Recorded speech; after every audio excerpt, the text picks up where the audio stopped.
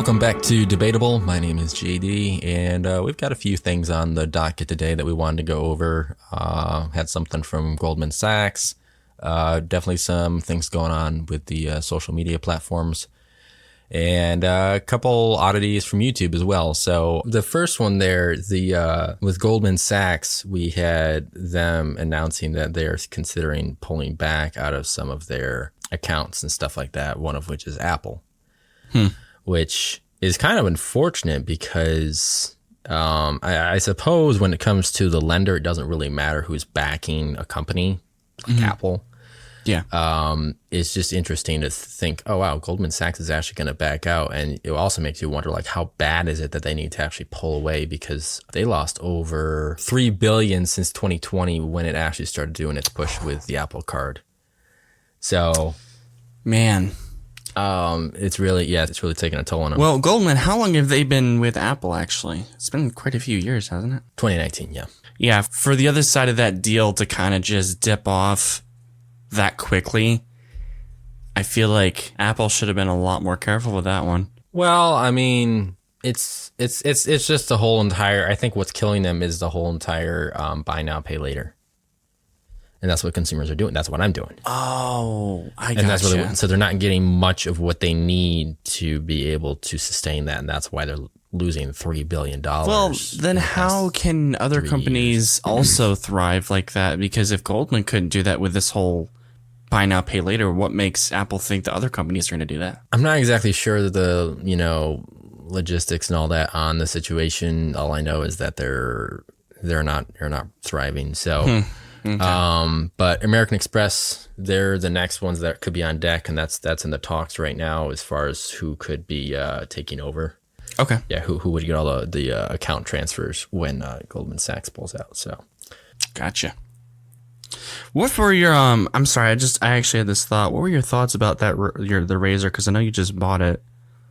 Yeah, I'm running open almost on 2 weeks with it. So there's a lot that I like about it. And I think you asked me this question last week or so, and you were like, is this one of those phones that you would actually ever consider buying if you had your own money back in it? And I would have to say that, yeah, it probably would be. Some of the things that do kind of rub me a little bit the wrong way is a little bit of the quality. The hinge is a little bit unsturdy. So, and that was already voiced in a lot of people's reviews, was that there's a little bit of a jerkiness to it. But as far as how it works, the fact that you can actually fold it in almost any angle or degree and stay there is really impressive.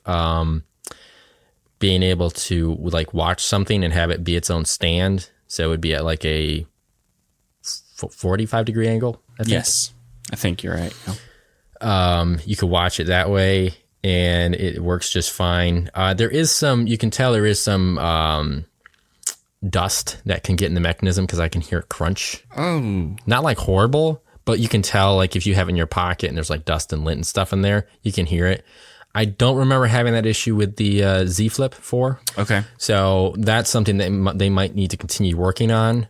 But as far as other things, the speakers, the bottom firing is really good, but the top firing I feel like feels a little bit too blown out, like they were trying to power too much sound into that small speaker. Yeah. So you do get some distortion with that. I did hear that a little bit. So that's something that I wasn't really a big fan of. Camera quality isn't horrible. I don't think you could compare it to the big three as well as I would have hoped, but it definitely is something that would suit the masses, right? From a general standpoint. Battery life is decent for a flip. I like I could probably ask for more, but for what it is, I feel like, considering you have an external screen that gets I think over 1,000 nits, or maybe just add 1,000 nits, and I think the internal screen gets like 1,200 or something like that. That's fair. So it's really good. I think overall, this, I would have hoped it to be the first generation. That said, I think it proves that Motorola can build something that people would crowd towards. Yes. And I know your wife is a big Motorola fan. Yeah, she is. She wants that one out of any Motorola right now. She loves it so much. And if you guys are following us on Facebook, you probably already saw my Facebook post on, just the images and stuff. So I got the Viva Magenta. Yeah. I love that color. Mm-hmm. I might have probably gone with the Glacier Blue, though, if it was my personal.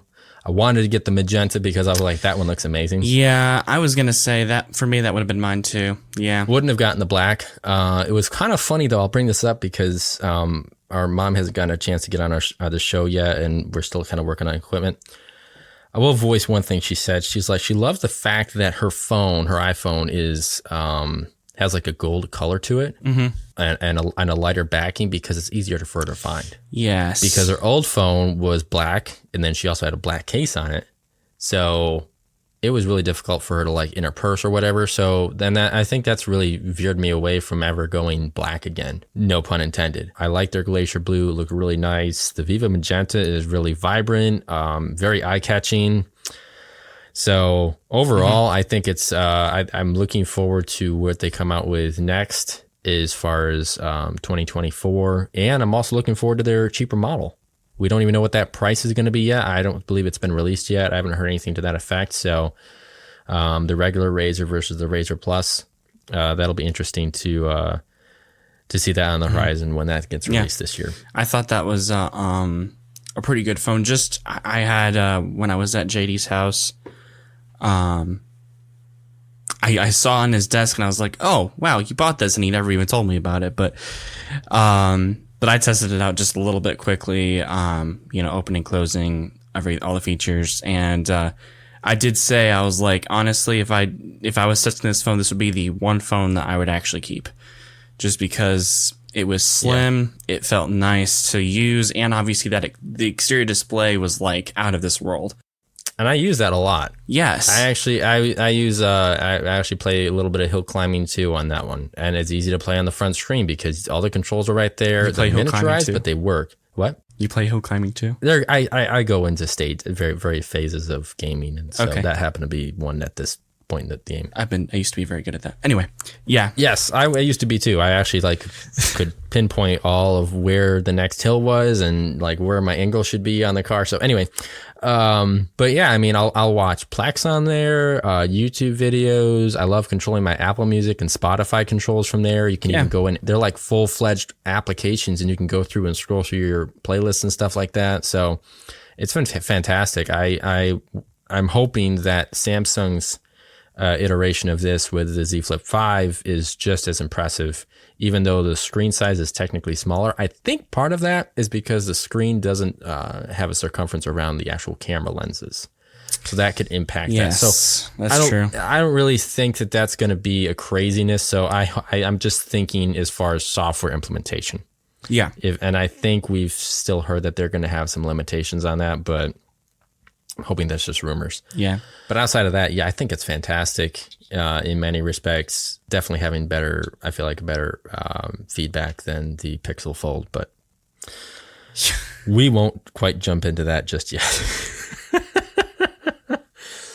Yeah. So Meta's platform, Threads, has gone live, and I'm kind of curious how your perspective is on this. I'm guessing you probably might be a little bit middle of the road or possibly more negative. I'm not sure. So I'm kind of mid, I think. From the first impressions that I got from Threads, I haven't used it, by the way, so I don't know. I haven't used Threads either, honestly, because even though I have an Instagram account, and that's how you do it, you actually register through your Instagram account. Yeah. I don't want one more thing that I have to worry about. I don't barely even use my Instagram account because it's just another Meta product. So the only one that I'm really prominently on is Facebook. So, well, here's the thing about that, and this is true apparently, is if you delete your Threads account, it will delete your Instagram account. Yeah, it's linked up. Yep. Yeah. So I found that to be mildly annoying, just because what if I want to keep my Instagram account? Like, it's kind of just a bit of a hindrance. Which basically means, and I think that's probably why what you're alluding to, is that if you do register with Threads, you technically wouldn't be able to unregister unless you wanted to delete your Instagram. Slight ploy there, maybe. So yeah, and that, I think that's a lot of beta stuff that they're trying to work out before they add Yeah. more features on. I think another thing that people were complaining about is you can't have multiple account logins like you can on Instagram. So you'll have to log out and then log back into via a different account. I didn't hear that one. So there's that aspect. There's some UI features that are nice. So I think one that was showcased was being able to scroll down. You could see photos, but you could kind of, I don't want to say it's like iOS's iteration inside of iMessage where you scroll through the photos. Oh yeah, okay. But it's similar to that. It's just has a horizontal scrolling to it, and you can kind of just see like up to 10 pictures. And I was like, oh, that's interesting. That's pretty good. So, but yeah, I mean, there's some good to it, but I think the base of it all for me comes down to Zuckerberg. So that's where I stand. Yeah. Regardless of what features it has, I'll look at it from a balanced perspective just because I want to see what other people think about it and, kind of take that in. But yeah. I also think, and we're going to touch on this in a bit too, obviously, but it definitely is a copy paste sort of thing. Not with just Twitter, but like Instagram. And maybe that's just because it is Meta and they try and make the apps look similar to each other. But I just felt like the way that it was designed, like share, reply, all that stuff, the way that each icon looked was exactly the same as Instagram.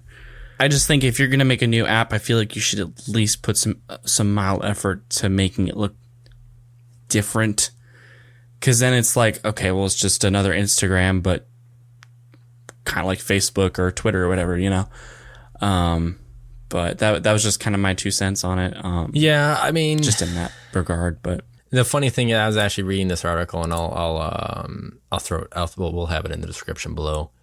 But the author on this article over at TechCrunch by a person named Morgan Sung, he was kind of just looking at how different platforms cater towards certain demographics, certain conversations and such like that. Mm-hmm. So he said, quote, most people, including myself, compartmentalize their online presence.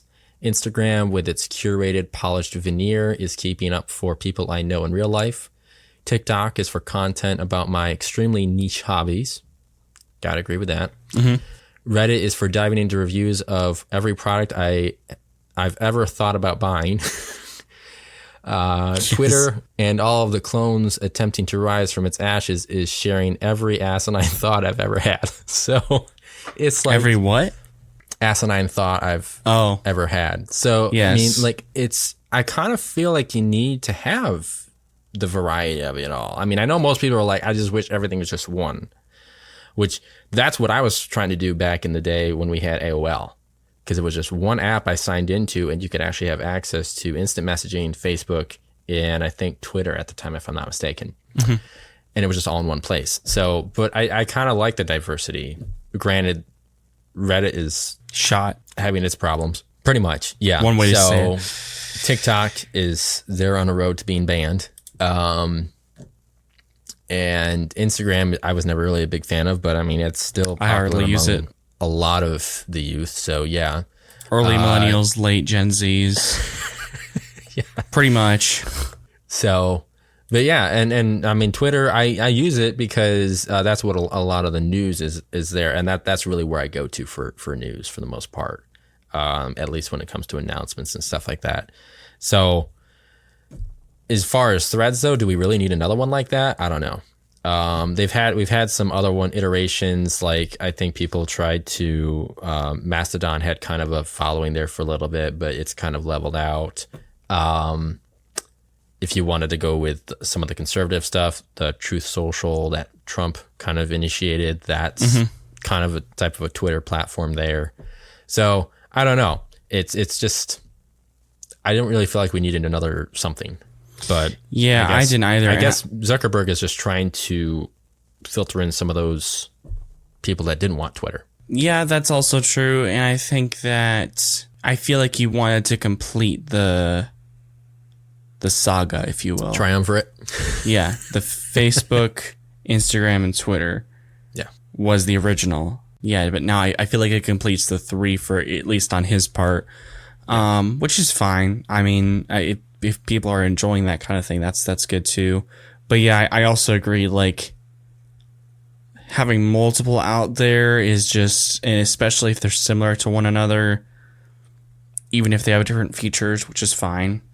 I hate to reiterate crap like this because I feel like it's cheesy. I feel like it's just having multiple iPhones on Apple's website. Yeah. It's like, which one it's do I choose? It's a rehash of the like, previous one. It's, yeah. So that's kind of how I feel. I don't think I'll ever get to that point where I'll want to get on Threads. Although I know a lot of people have already got on there and they've gotten all their followers and everything like that. And Zolotech already has at least 4,000. Yeah. So he's already on there. But I think for the most part, we're just going to stick with Twitter and Facebook at this point in time, as far as, for the Stearns Tech Talk, if you guys want to follow us. Because I feel like that covers a general group that works out okay. And the reason, though, in case you guys are wondering, it seems as though they used Instagram as a transitioning platform for Threads because it was more youth-centric and it had less of a toxic atmosphere versus Facebook, which is definitely more aggressive, has a stronger political stance, people posting stuff and and such. So they wanted to pull it from Instagram because they felt like it might be a little bit less, they might get that neutral following versus more toxicity. So gotcha. But there is more on this. So Musk says that Meta is cheating, and evidently, if I can look into the actual specific term he used, it is the systematic, willful, and unlawful misappropriation of Twitter's trade secrets and other intellectual property. So this is basically based on the fact that back when Elon Musk first got Twitter, he had a firing spree and let go thousands of employees from Twitter. And now some of those employees are working for Meta. Yeah. And so he is going to sue Meta because he feels like those trade secrets have been divulged to that company. So Andy Stone, Meta Communications Director, said that no one on the Threads engineering team is a former Twitter employee, quote, that's just not a thing, quote unquote. That was his response to it. He basically disregarded the accusations and said that that's not the case. So it'll be kind of odd how that kind of unfolds because one person is saying that none of those employees work on that team, while Musk is assuming that that's not the case. So yeah, if I were a betting man, I'd say that probably won't go that very far. Probably not. On Musk, it could just be pettiness. It also could be legitimate reasons for being concerned over those trade secrets and stuff like that. Yeah. Regardless, I don't know. It's hard to tell where it would go, but probably not. Right, because there's not a whole lot of information that we have at this point. All it is just one person accusing another company that information was misused. So exactly. The other thing was kind of looking at the comparison between Twitter and Threads. Could Twitter be threatened by it? In deep doo-doo. Yeah, and I think it's all based on policy guidelines.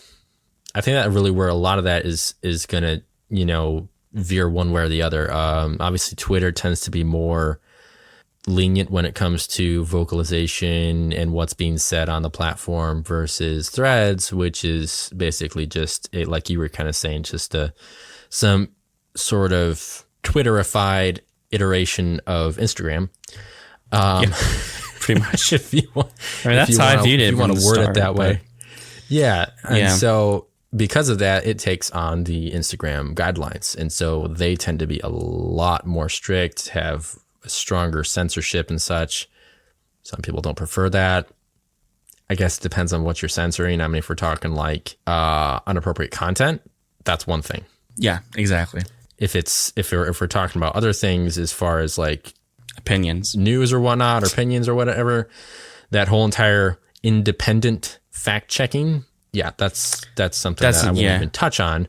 But yeah, that's something that kind of gets on my nerve. So exactly. And that was kind of another thing that when I saw about Threads and being by Meta, that kind of turned me off as well, because I was just concerned it's going to be the same thing off of Facebook, of just those exactly bots or whatever. But not the Twitter bot situation, just like the we haven't hit that yet, but yeah. But yeah, those are concerns, and it's not necessarily like Threads on its own, just from a basic standpoint, looks fine, and it's good for users to have that kind of thing. But just like other reasons, it's like, I don't know. But yeah, I'm not going to get an account anyway, regardless of what happens. My personal belief is the only way I see Twitter going down is if Musk continues to drive it down. Yes. And some of his decisions really don't indicate a positive trend. Yep. Which is unfortunate to say, because Twitter was such a strong platform for many years that we're kind of in the, shaky stages. I mean, is it going to last or not? So that's where I would say is I don't think Threads could kill Twitter. I think Twitter could kill itself. Twitter could kill Twitter, yeah. Yes, exactly.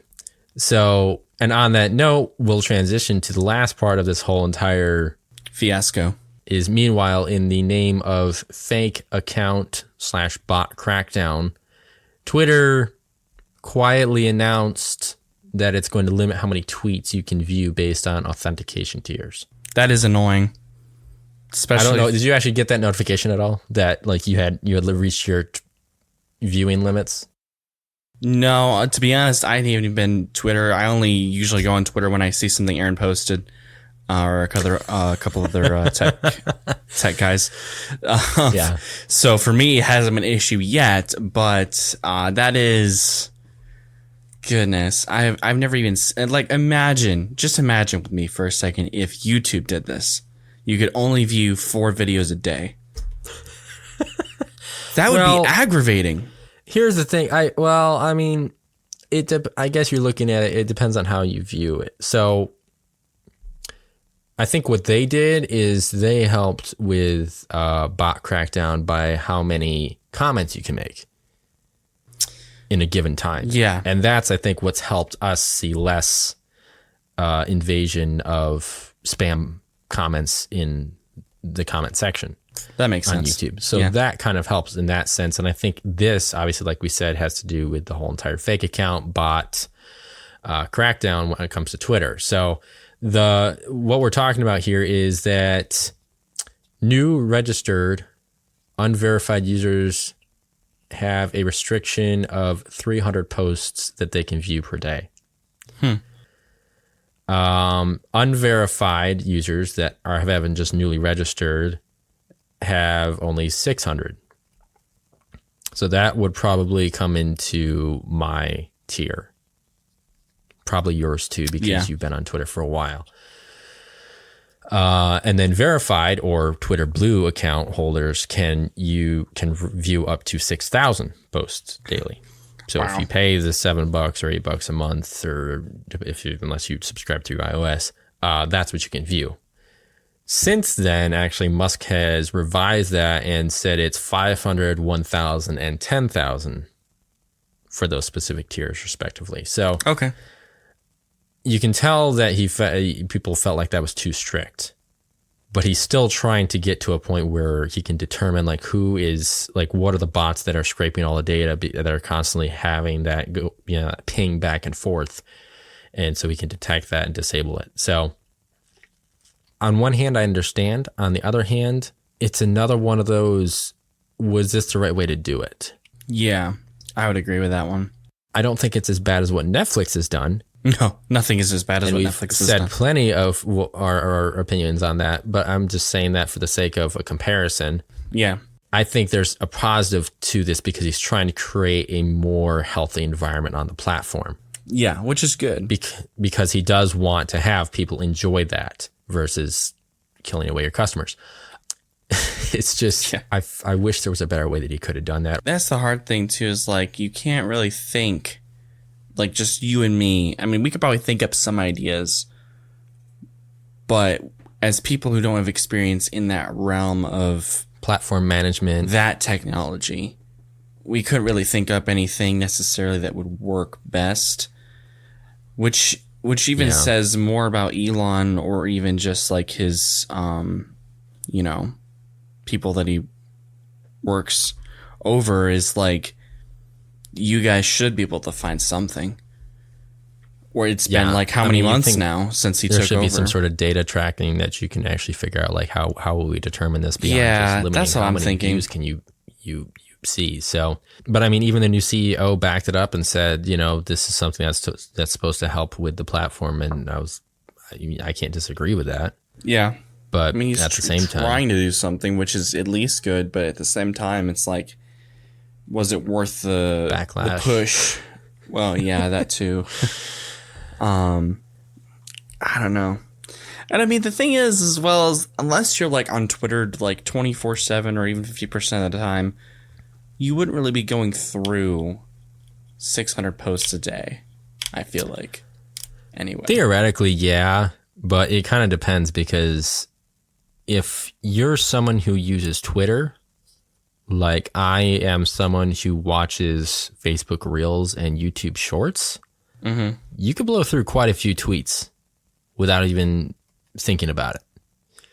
So it just depends on how much usage there is on that. Yeah. And I've heard a lot of people, say that they scratch 600 posts before noon, and I'm like, I can believe that. Yeah. I mean, a lot of people are on their phones the majority of the time. I mean, this is... I feel like that this would is readily... nothing new. I feel like that would readily more happen with like Instagram, though. Because if that limit were to be on there, then I would say that's a huge issue. With Twitter, after thinking about it some, it doesn't seem too bad. But I'm not denying the fact that it depends. Think about like a tweet is... Some tweets aren't even that long. I also think on the same side, you could say that it's not necessarily bad. It's not a terrible thing, because and he changed the limitations too. He saw people were having that issue, so there were people that were having limitation issues, and then he kind of worked around it. Now, if it's hard to say if that was just some sort of PR related attack. Could have been addressing the situation, kind of being like, let's be really strict and then pull it back so it doesn't look like we're being horrible. Yeah, it's hard to say. We don't know. Yeah. But I mean, if it were where he was trying to be sensitive to the situation. Hard to imagine Musk being sensitive, but if he were, at least that's something to take into consideration. But and maybe this is temporary, at least, because maybe he's got this right now, and then he's working on something in the background. There's always hope for that. I mean, that's devil's advocate, obviously, but. But we didn't want to focus the whole entire episode on social media platforms, but we will close out with YouTube and something a little bit more on the lighter side of things. They're now rewarding premium viewers with badges. Have you actually ran across this, Riley? Not yet. I have not. Really? Okay. I actually did. I actually had a pop-up that said I had a badge for something. I can't remember. Not sure if it was the typical premium user badge or if it was something else, but I actually have quite a bit of badges when I went through and saw what they were offering. So they've got like, oh gosh, I don't even know how many, over 10 at least. So Team Premium obviously means you're on the premium subscription. They've got Trailblazer, which means you've joined within the past 2 years. Enthusiast just means you've been a subscriber for more than 1 year. 10 million club. Ooh, I'm a 10 million club. I was the first 10 million members for premium. That's cool. So it's just all sorts of stuff. I mean, I could go on with what other stuff they have on there, but I don't know. It's just kind of funny, the fact that they threw that. I'm like, what was this supposed to... Make people feel better about paying that much money a month. I guess so. I don't know. I just kind of felt like it was futile in most respects. So. Well, maybe you might feel better about this one. Here's another YouTube premium feature that's being released. Lockscreen. Yeah. Avoid accidental skips. I saw this one today, and I wasn't sure about bringing it up tonight, but why not? Since we're doing this one. So basically, YouTube is disabling touchscreen to an extent when you're watching a video, because a lot of people, including myself, have an issue where you you're holding your phone, you're walking or something like that, and you accidentally touch it, skips, or you skip to the next video by accident, and it happens. People might think, how in the world could you do that? But it does happen. So this apparently stops that, and it's only available obviously to premium members. It's still in its test phase. But it'll be out at the end of the month. So we'll have to see how that works too. Out of those two, honestly, this one seems a little. Yeah, I'd rather have the lock screen. I mean, who wants it? What can you do with it? Like, if you could actually redeem it or something like that. Like, if you reach a certain, you get like a few free months, so many or videos, like a month, 3 month, or so, I don't know. Yeah, something where you could redeem it. Like, that would be worth. Like, oh yeah, I'm excited about this. But badges, I'm like, really, YouTube? Like, that's your whole goal is to. I already have enough badges on Facebook. I don't need anything from YouTube. Yeah, same here. But. Yeah, the you also get badges if you actually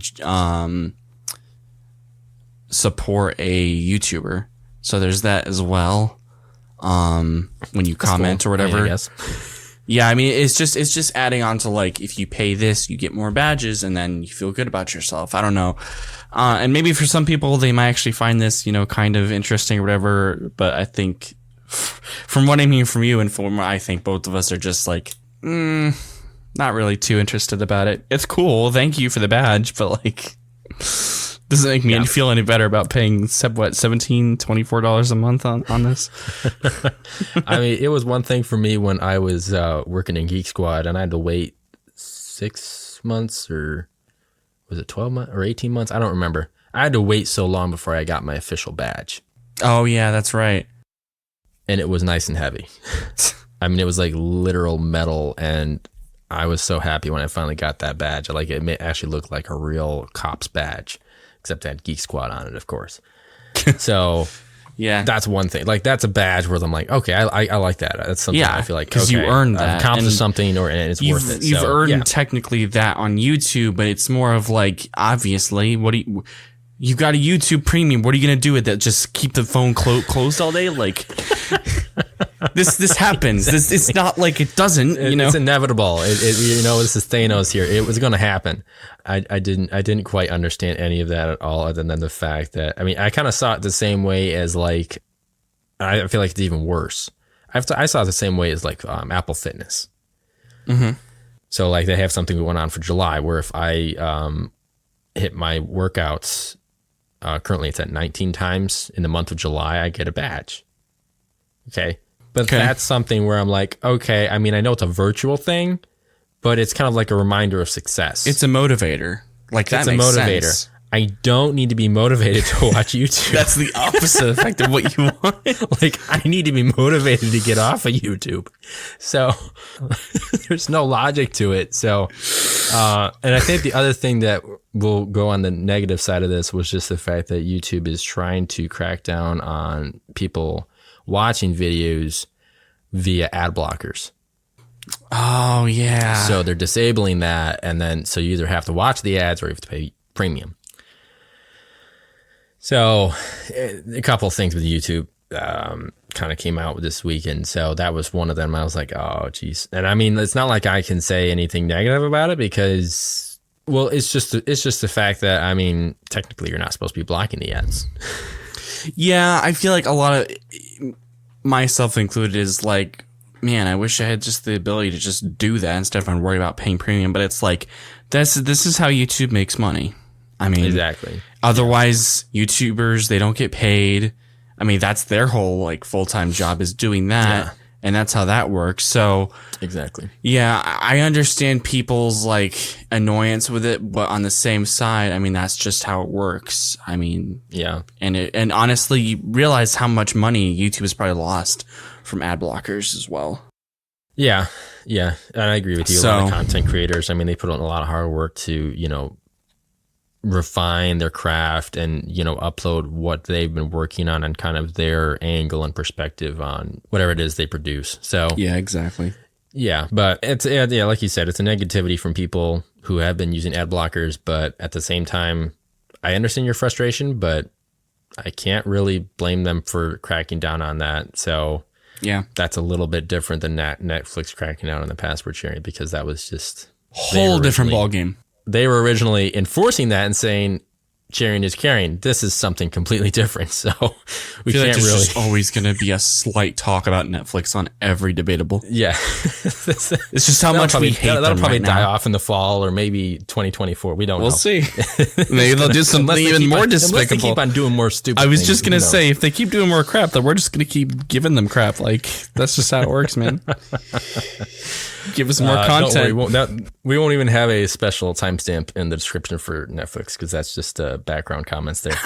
But in either case, we did want to remind you, and I will probably remind you on. Are you going to be here on Monday? Yes, I will be here Monday. Okay. I did want to remind you that just in case our episode comes out later on Tuesday or early Wednesday, just beware that Prime Day on Amazon is coming up on the 11th and the 12th. Oh, yeah, so that's right. Definitely get on that if you guys are interested in any of those deals that they have going on. I never know if it's really more of marketing or if there's actual legitimate deals, because anybody can make a strike through text on numbers and say it's a discount when it really was just the original price. So, but in either case, we'll be back here on Wednesday for the actual regular tech news and rumors. We've already got some that have come out of the rumor mill that we're really excited about. That we want to showcase next week's show. So, with that being said, this is JD and Riley signing off. Peace out.